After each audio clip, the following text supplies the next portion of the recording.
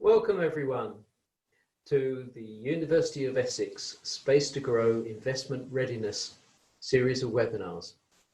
We are going to start our webinar today with an introduction to Dr Godfrey Gaston from the University of Belfast. But before we enter into the main part of the webinar, I'd first of all like to introduce you to the programme that we are currently running. The University of Essex, funded by Research England, part of Innovate UK's funding for business support, has provided the university with a great opportunity to set up two programmes: Angels at Essex, an equity investment platform to put investors in touch with innovative entrepreneurial businesses, and the Space to Grow programme, which is here designed to help and support those entrepreneurs gain that investment, but also to help investors recognise good opportunities. And this program will be running between now, today, and December, and will give you a good insight into the kind of investment opportunities that are available, and will give us the opportunity to actually put some entrepreneurs in front of investors. So without further ado, I would like first of all to start with a poll to test and see the audience that we currently have with us today. So Christian, my able assistant, will now upload a poll for you. Thank you, Christian.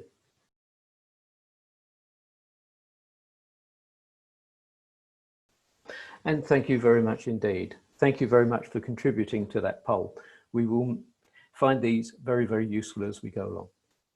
So our guest speaker of today, Dr Gaston, is from Queen's University of Belfast, and he is director of the Institute of Electronics, Communications and Information Technology. Now that is a mouthful, but certainly he's responsible for the operational management, commercialisation, and the knowledge transfer within an open innovation research environment.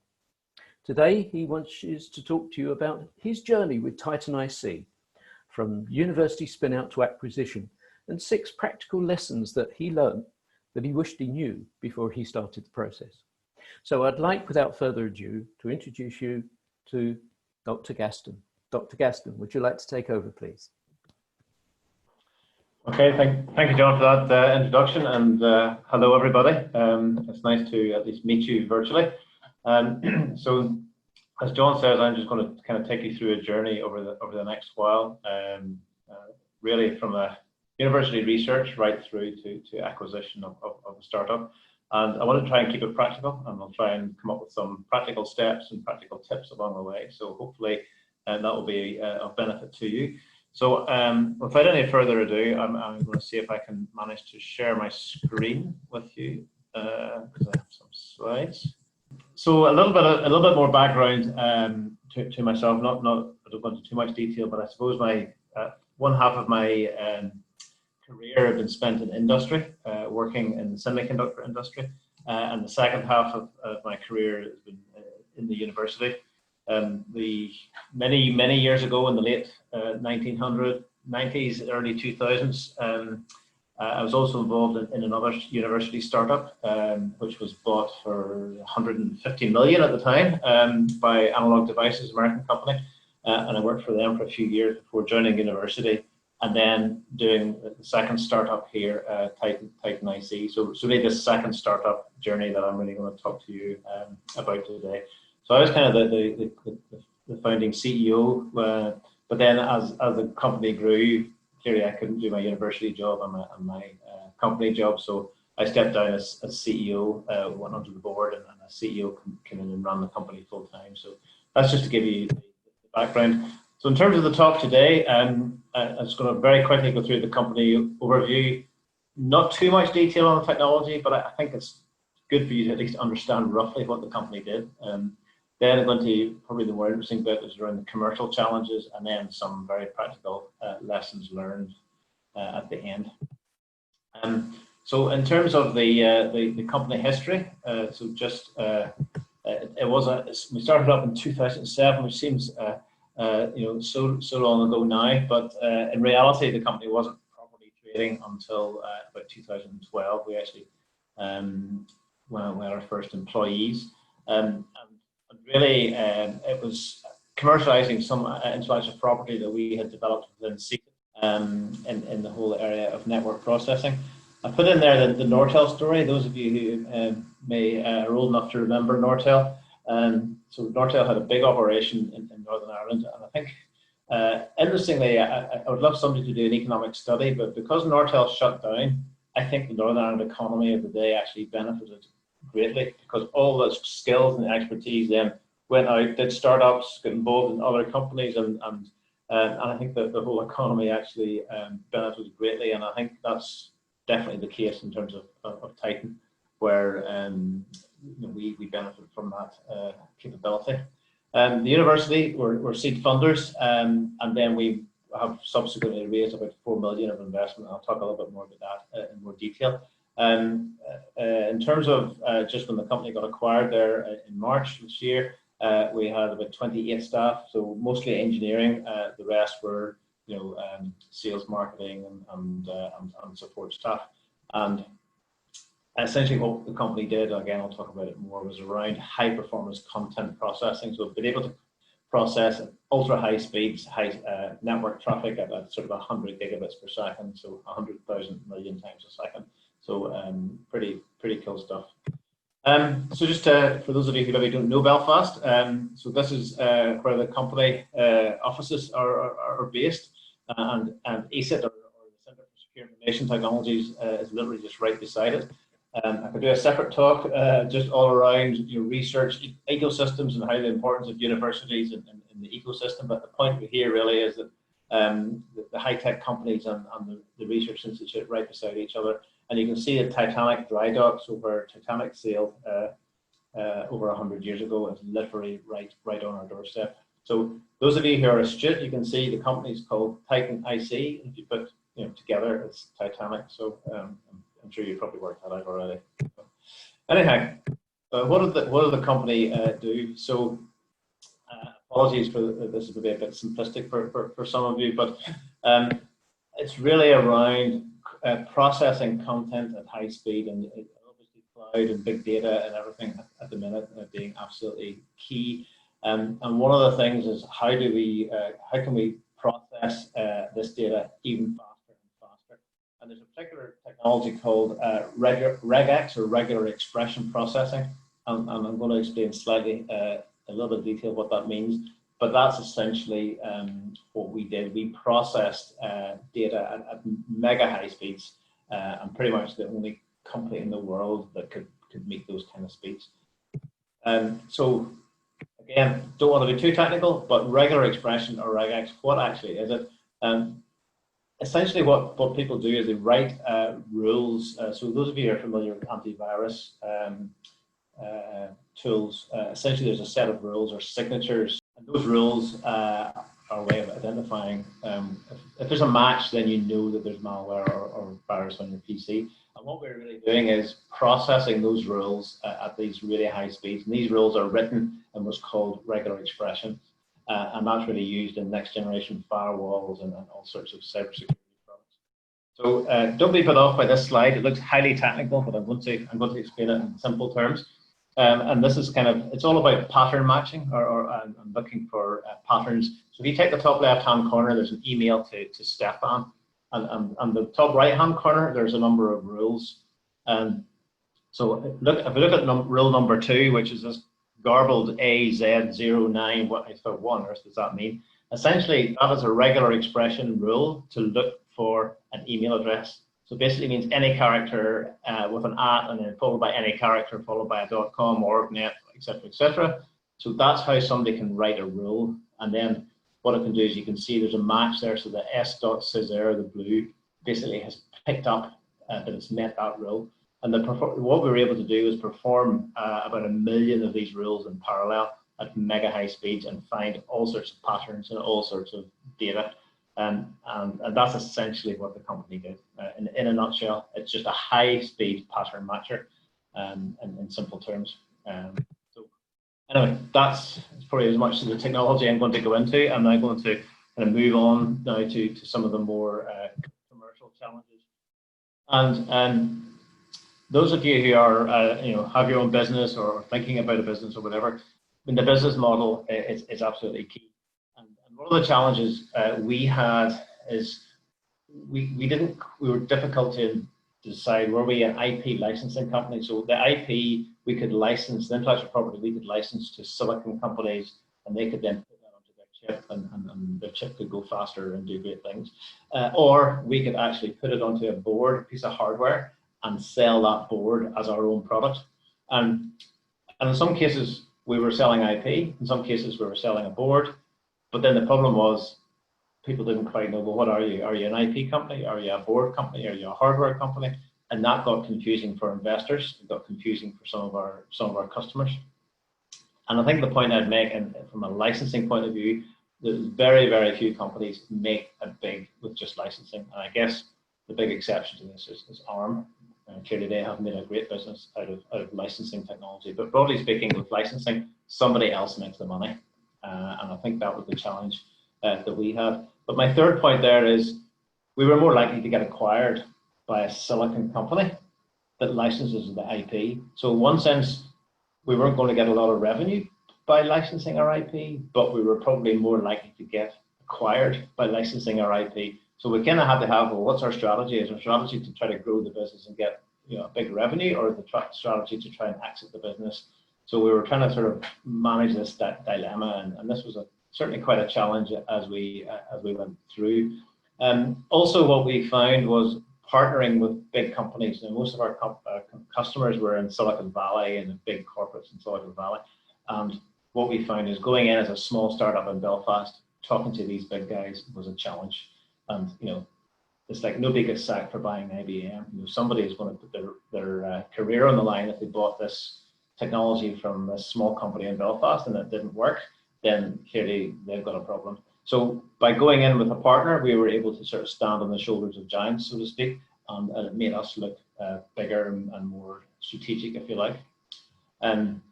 So those were some of the ways we tried to get around some of those challenges around the business model. But I guess my point really is, in general terms, make sure you understand your model. It needs to be crystal clear.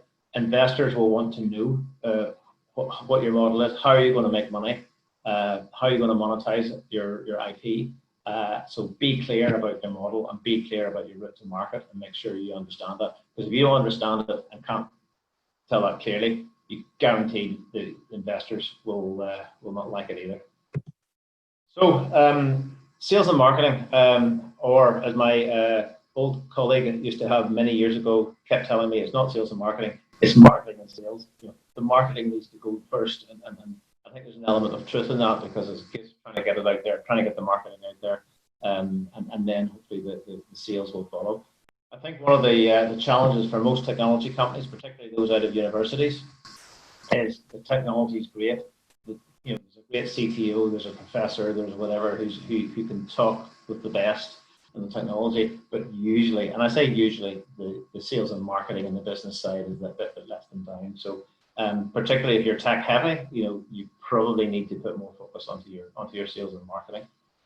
Trade shows for us in Titan was fantastic. We went to a number of the big trade shows, mostly in the US, and that's where we kind of got our name.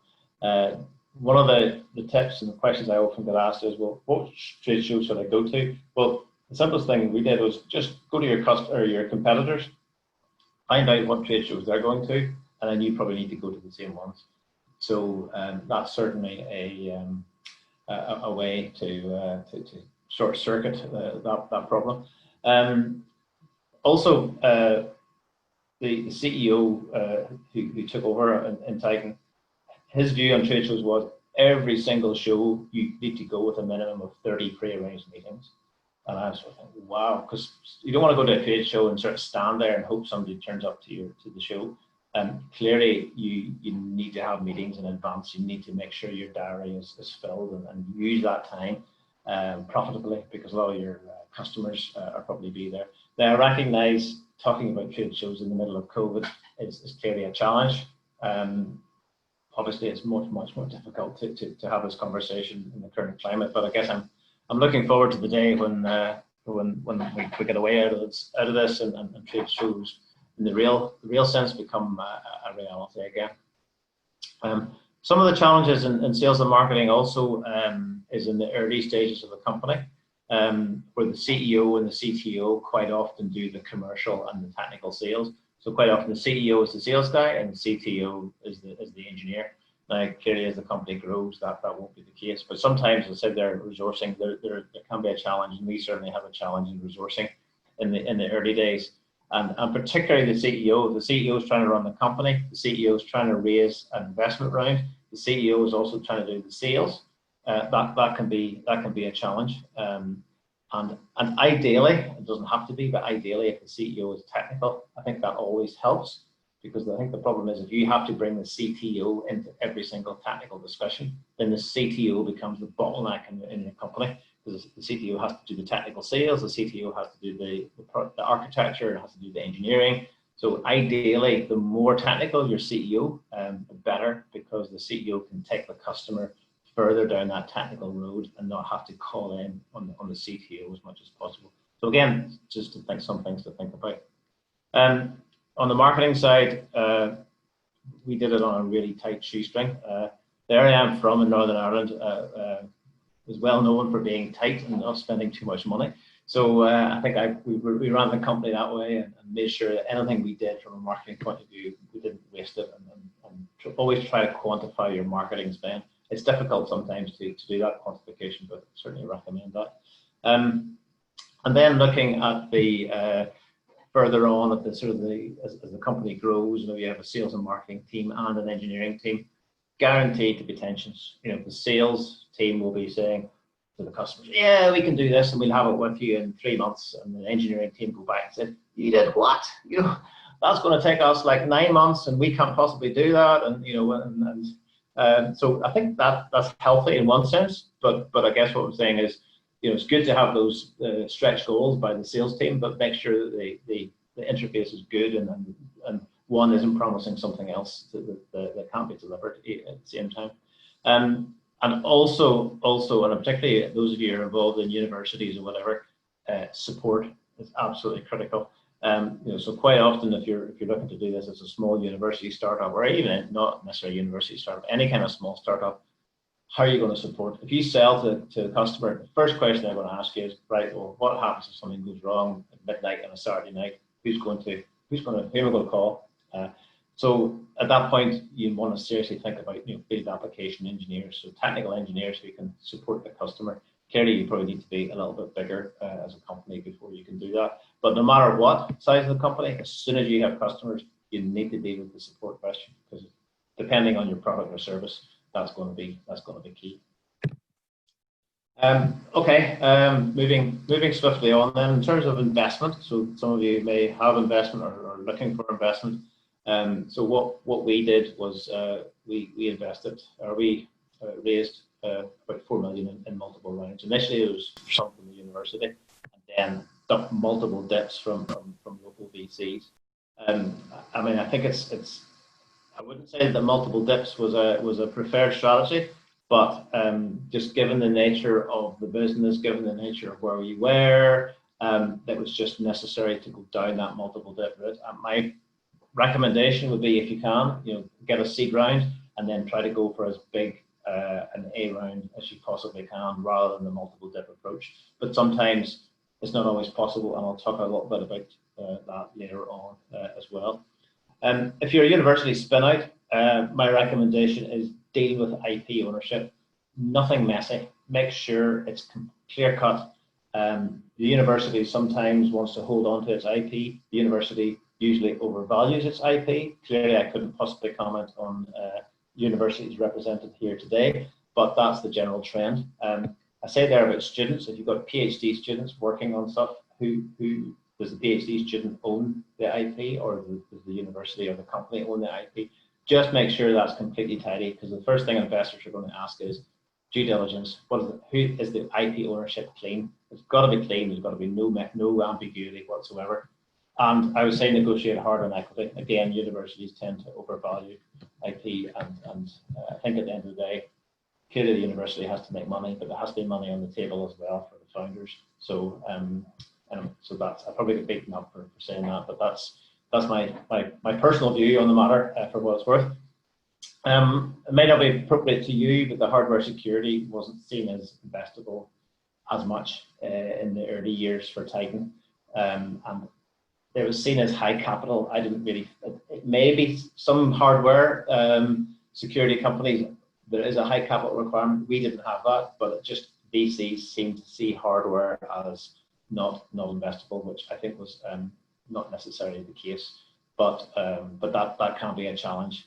And the issue we had, right, was this chicken and egg, where you need to get investment to get the revenue and get the business up. But then if you've no revenue, then investors are saying, well, we're not getting any money because you've no customers and whatever. So it's a classic startup problem. So that's why we sort of had to go for the seed round and then go for smaller rounds and to try to build value in the company slowly.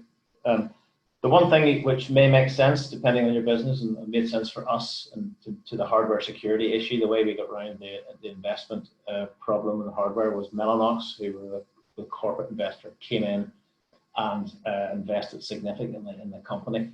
And the advantage there was they knew the business. We didn't have to tell them the market. We didn't have to tell them the value of our product. They knew that immediately. So they just basically said, yeah, we want to invest. The downside to that is they clearly sit on the board and they know all about the finances, they know all of our customers, some of them potentially their competitors, so there's an interesting dynamic there. But at the end of the day, they were very supportive. And then finally, Mellanox acquired the company literally 2 weeks before lockdown. Then Mellanox were acquired a few weeks later by NVIDIA. So we now have NVIDIA Belfast, and I think the exciting thing for me is that now there's a team there in Belfast, and it's going to be grown and developed. So rather than taking the IP and running back to Israel or back to the States, I think the important thing for me is there's an opportunity to grow in that ecosystem in Belfast. And my point earlier about the ecosystem, I think, is very important. If you have that ecosystem there, it helps grow and develop those companies that come in, particularly from outside, to grow their R&D presence. So some recommendations on investment. I'm going to maybe speed up a little bit here. So there is this challenge between bootstrapping. You've probably worked out early on, we did bootstrap quite a bit. But you also need to be ambitious in your plans, and sometimes there is a trade-off there. My old chairman used to say, if you're going to hit the wall, whether you hit the wall in your car at 30 miles an hour or 60 miles an hour, the effect is the same. If the company's going to go down, you might as well go down in a blaze of glory than sort of bootstrapping. So at least give it your best shot. So I think there's certainly something to bear in mind there. Really protect your equity at the start. I think when you're first giving out equity, you might think, oh, there's a few percent for that person and a few percent for that person. But whenever you go to exit, those few percents are precious. But at the start, we don't think they're as precious. So try to fast forward 5 years. 2%, 3%, even 1% in 5 years' time when you're exiting could be a lot of money. So protect it and look after it would be my recommendation. And my point of avoiding multiple rounds, I've mentioned before. Let me skip through some of these. You can read some of these for yourself. I think one of the things which I will touch on later is make sure your revenue ambition matches your investment ambition. So I've seen people come and say, oh, we need to raise 5 million. And then what's your sales projection going to be in a few years' time? Oh, well, it might be a couple of million or whatever. So if a VC is going to give you 5 million, they're going to want an exit at roughly 50 million. So will your revenue support a 50 million exit? So be realistic in that and do the sums. If you are choosing looking for a VC, have they deep enough pockets? It was great. Although I mentioned the multiple dips, at least we were able to go back to our investors and they were able to help us out. You don't want the VC who just gives you some money and then walks away. They want to be able to go back and help you out if you need it. So yeah, I think I'll move on at this point. So one thing I get asked all the time is, oh, what's my company worth? But this is not an exact science. This is just my personal thoughts here, and it is very, very difficult, particularly for small companies. How long is this string? It literally depends. There are some pointers that you can maybe use, and these pointers may or may not work. But for example, sometimes people say, how many engineers do you have? And this notional figure of $1 million in engineer as a guide. Clearly, that's just a finger in the air guide, but that's one way. Clearly, how much time and effort have you put into the product? You know, if you put in 20 man years of effort, then you can cost that in as a value. But be careful, because you're only worth what somebody's prepared to pay. You know, it's like selling your house. You might think your house is worth, you know, X amount of money, but in reality, it's only worth what somebody's prepared to pay for it. So you need to sort of be realistic at the same time.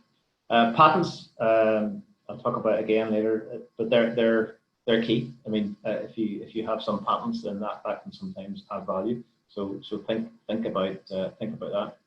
Then obviously, if there's other companies who have got, you know, valuations or through rounds or exits or whatever, then that can give you a benchmark. Or if you've been through a round before, then clearly you have a good benchmark, because clearly you have a value from the previous round, but there's not always a previous round. And then for the larger companies, then multiples of earnings becomes more science, but clearly that only works for when the company's maybe more established and a bit larger. But then, I mean, those are just maybe some talking points or some thoughts around that. So I'm going to kind of conclude with these are kind of my six lessons learned. They're very, very detailed and very practical. So hopefully they will apply to you. Number one is, don't over-engineer your product or your service. Get version 1 out as soon as possible.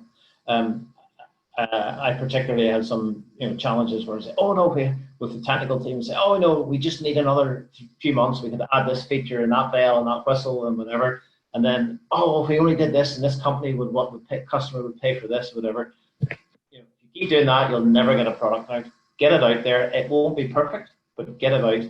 Try to get some money in, but more importantly, get some feedback from the customer. This is great. This isn't great. Whatever. That's absolutely vital. And you know what? It gives you an opportunity to do version 2. You can say, if you go to a customer and they say, oh, we want this, brilliant. Look forward to giving you that in our next release, which will be in 6 months' time or whatever. So that's the way you need to manage the customers, and probably also manage your engineering team, because sometimes they want more and more. Number 2 is don't be dazzled by meetings with big companies. The number of meetings we had with giants in Silicon Valley, and I'm talking probably the biggest companies on the planet, and we had maybe 15 or 20 people coming to those meetings sometimes. And we thought, wow, here's this little startup in Belfast, and we're dining with the big boys, and we were dazzled at the start, and we thought, wow, aren't we brilliant? And then we realized, hang on a minute, we're going to these meetings and promise of money, but we never get any money. Oh yeah, we'll do that, we'll think about that or whatever. So what we really quickly learned was sell them something. No matter what it is, sell them something cheap. So in our case, we developed a valuation board. So they said, we really want your IP, and we basically didn't give them. We said, here's a board. If you want to buy the board, it's going to cost you 5 grand, 10 grand, whatever. If you like it, you can buy it. If you don't want it, that's fine, and walk away. And that's a hard thing to do, to walk away from some of the biggest companies on the planet because they're not prepared to spend any money. It's tough, but you need to do it, because they'll just waste your time. And I say here, think 10x. Again, for small, if it's a product particularly, maybe less so if it's a service, they want to see the risk of them having to take your product into their organization. They're not going to do that for a small incremental improvement, like this maybe is 10% better or 10% cheaper or whatever. No, you need to be 10x. I mean, it doesn't have to be 10x, but my point really is it needs to be significantly better to compensate the risk they're going to take going with a small startup. I think that's the point I'm trying to make. Probably one of the most critical points as we went through. I mentioned patents. Have a patent strategy. I'm not saying you must patent. It might be, your strategy might be, we're going to keep it trade secret. That's a perfectly valid strategy. I guess what I'm saying is make sure you have thought it through. The example I gave earlier with a startup in Belfast, the original startup I worked for, not Titan. We had 100 employees, we had no patents, and we sold the business for 150 million. In the same space, there was a company with 100 employees had a couple of key patents, and they sold their business for 3.25 billion. Now, that's a bit of an extreme example. I'm not saying every patent's going to bring you $1 billion, but I think my point is, do think about it. Investors do like patents because it gives them something tangible, but also bear in mind you're talking tens of thousands of pounds per patent, so there's a negative impact on cost there. Be positive about your marketing. I think this is particularly true within our culture, maybe less so within the sort of US culture. There's an interesting story I always tell where a VP of engineering came out of a meeting with a customer meeting where we promised we could do in those days 10 gigabits per second. And he said, we can't do 10, we can't do 10.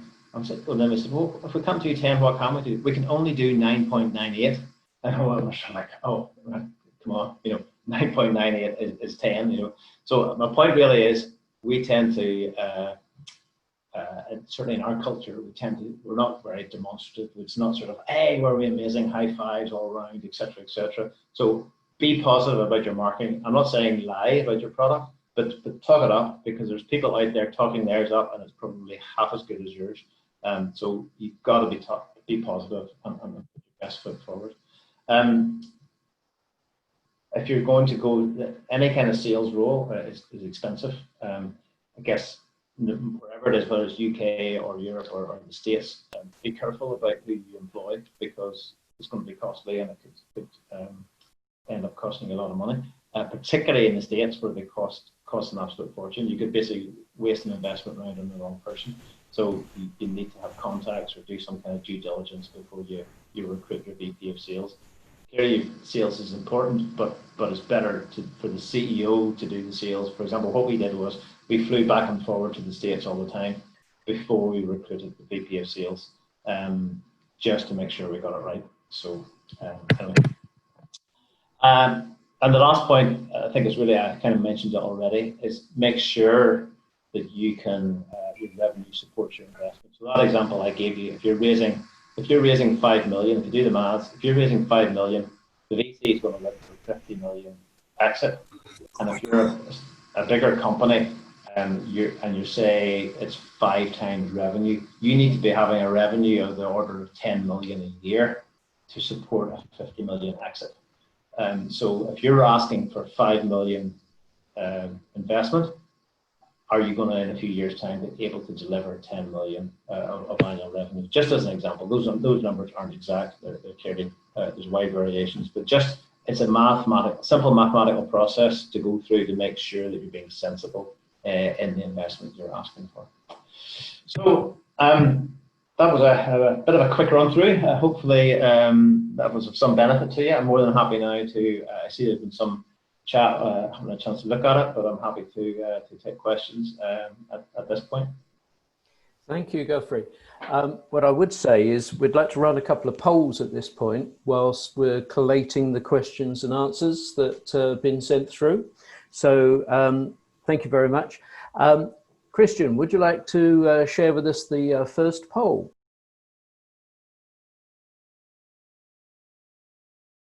Now, looking at the Q&As that have come through, I see that we do have one Q&A that said, could you elaborate a bit more on investors not seeing hardware security as investable?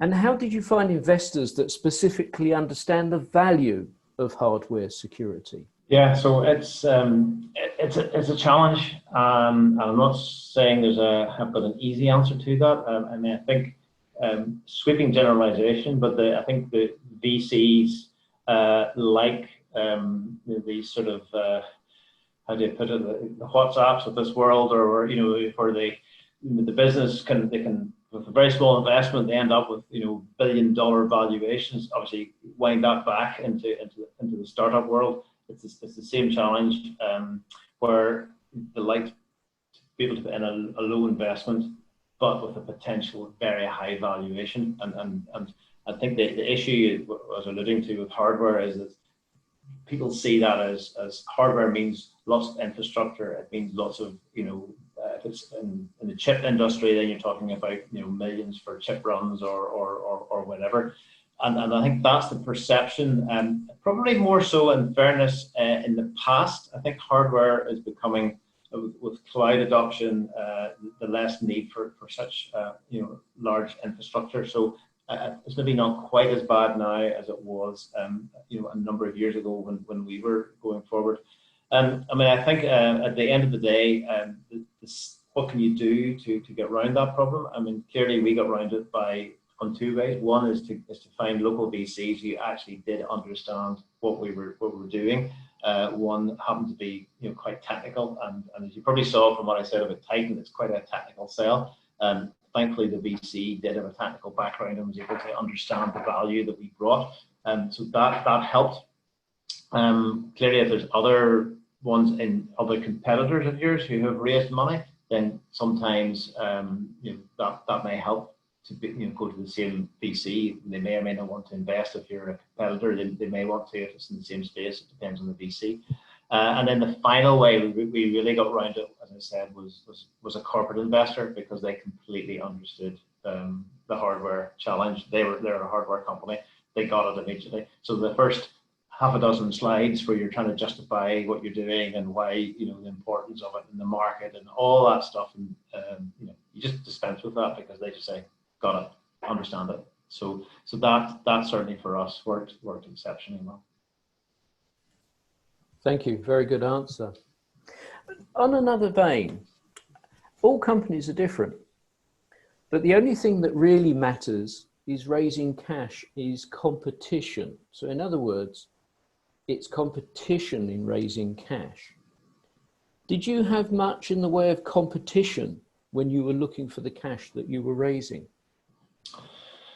No, I don't think we did, or if we did, it certainly wasn't made available to us. I mean, I think the sense that we got when we were raising the money was not we had to compete with others. It was more that the VCs have a pot of money and they'll wait until they get the right opportunity. So they'll wait and say, right, you know what, is its old story, is this a good team, is it an investable product, is it a good market, etc., etc. So I think if you meet the criteria for the investor, then that's the critical factor, rather than, oh, this one is better than that one or worse than that one or whatever. That wasn't really the sense that we got, and it's probably not traditionally the sense you would get with from VCs. It depends. I mentioned earlier, sometimes VCs will invest in a space because they like it, and they may invest in some competitive companies. Other VCs, if they invest in one company, will not invest in another because they're competitive, so they don't want to do that. It depends on the VC and their attitude. But I think if you've got a good opportunity, a good team, then I don't think you need to worry about others. The competition is more important when you go to the customer rather than when you go to the investor, I think, in summary. Yes, because customers are stakeholders in your business at the end of the day. They're the ones that keep your business afloat in many ways once the investors have already initiated. I mean, so did you find that investors were competing, knocking at your door, wanting to invest? Were you turning any away? No. I mean, I think if I'm honest, no, because what we were doing was very, very technical. I mean, I gave the kind of I tried to give a sort of a fairly simplistic overview, but when you get into the detail underneath the hood, so to speak, of what we were doing, it was highly technical. So it put off a lot of investors because they couldn't quite understand exactly what we were doing and the value of what we were doing, and that was tough. And I think that the challenge, as I alluded to earlier, was we were technically great, but then we didn't have, it was the business and the sales piece that they were probably most worried about. So no, I don't think we weren't really turning them away. But at the same time, once you've identified a good one, then they stick with you. And again, I don't want to annoy any investors who are on the call, but you need to do the due diligence on the investors as well. So they'll promise you the sun, moon, and the stars. They'll introduce you to 101 people in their Rolodex, or the equivalent of Rolodex now.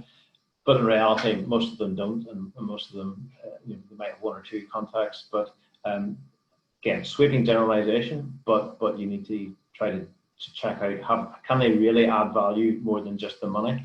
Can they bring contacts? Do they understand the market? Can they bring in a key hire? If you need a CEO or a salesperson, do they have contacts that they can bring that salesperson in? So make sure you do the due diligence on the company or the investor, because it's a two-way process. Because I think you probably find that a lot of founders of businesses, where they are individual founders and not a team, aren't that attractive for investment, because investors like to invest in a team. They like to be able to see that it's not dependent on any one person. And of course, when you get highly technical teams, it's sometimes difficult for them to articulate the actual benefits of what they're doing. They're great at actually telling you how wonderful the product is, but not necessarily who's going to buy it, how often they'll buy it, and where it's going to be generating the most profit. And I think that's what investors are looking for, are good returns. We're not looking for social investors. I mean, so that's a different avenue where there is some kind of social content to it. So yeah, absolutely. Yeah. So I mean, the question that we had earlier about smart masks was a medical appliance, which had built-in hardware within the actual smart mask. Now that's a difficult concept to get over, because if there's hardware actually built into a medical device, that's a difficult product to actually put out to the market, because you're actually confining yourself to those kind of investors that would only really be interested in health tech in that concept. They'd probably not be interested in the wider score. Have you got any observations on that at all, or is that outside your remit? Yeah, no, it's outside my remit. I'm afraid I don't. It's not an area that I'm aware of, and so no, I'd probably politely pass on that one. Oh, John might be gone, so I'm going to take over. So we've got yet another question, and that one, if I just read it out, that comes from Phil. Pretty much all tech deals are complex in the technology, and the challenge for entrepreneurs is to make tech and customers' benefits clear to the investors. So I suppose, how do you make those complex deals in tech clear to the investors when you're trying to present it to investors? Yeah, so it's a very valid point. I mean, I think one thing I would say is understanding the difference between features and benefits.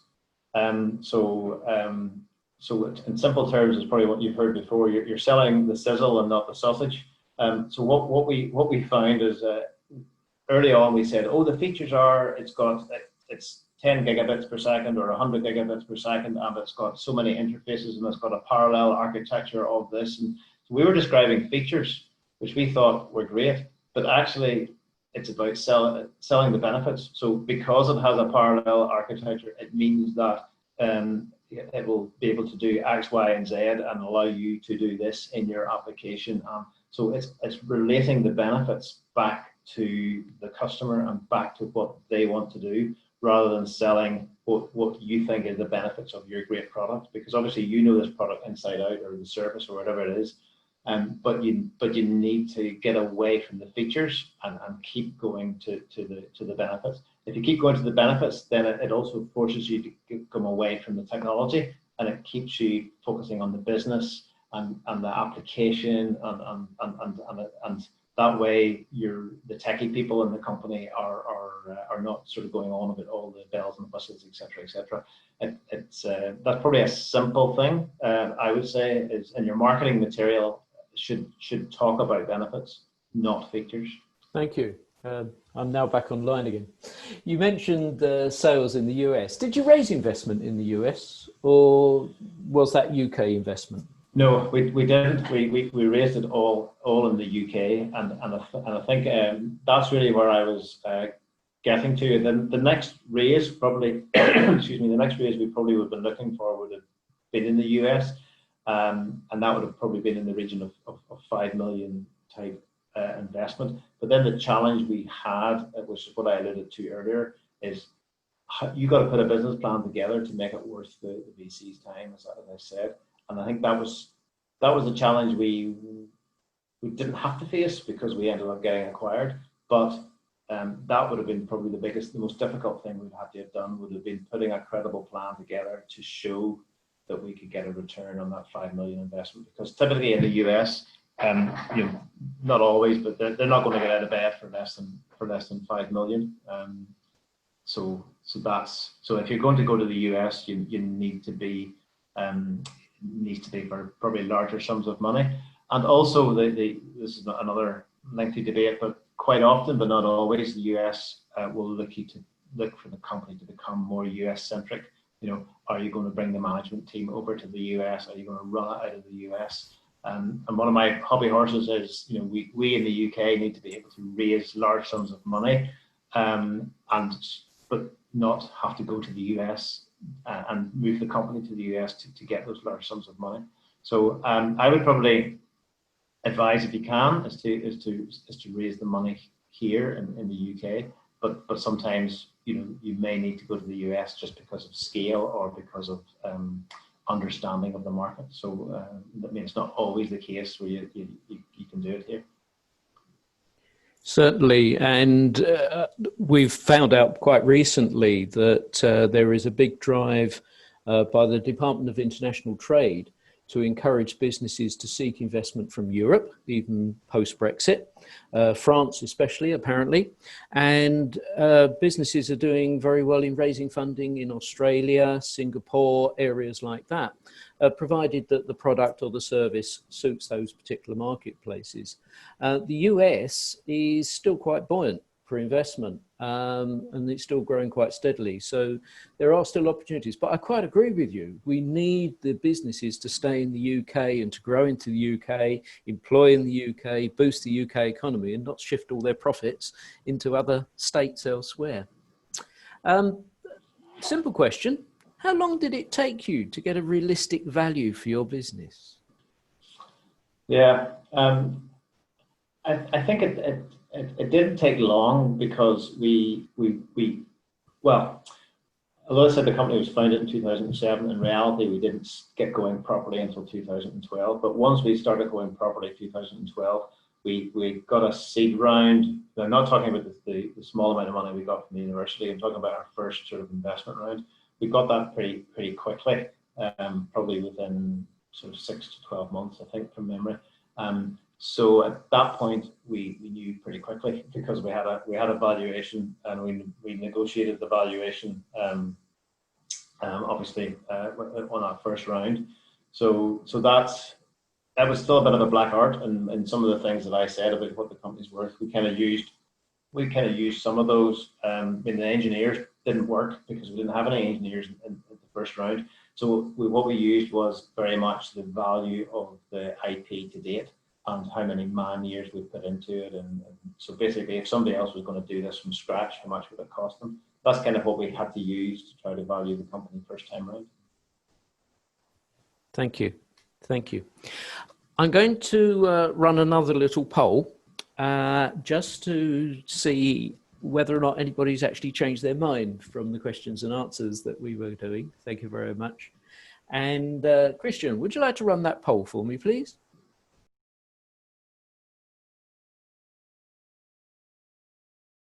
That's perfectly understandable. Thank you. My thanks go to Dr. Godfrey Gaston for this excellent presentation. Thank you so much for spending your time with us today. As I said, this is a series of webinars, and you will be invited to attend further videos and further webinars. And please do so. This is for the benefit of raising investment for your business and helping investors invest into your business. There will be a survey after this webinar, which will go to you automatically. We do ask that you complete this. And can we have a round of applause, please, for Godfrey and his presentation? Thank you.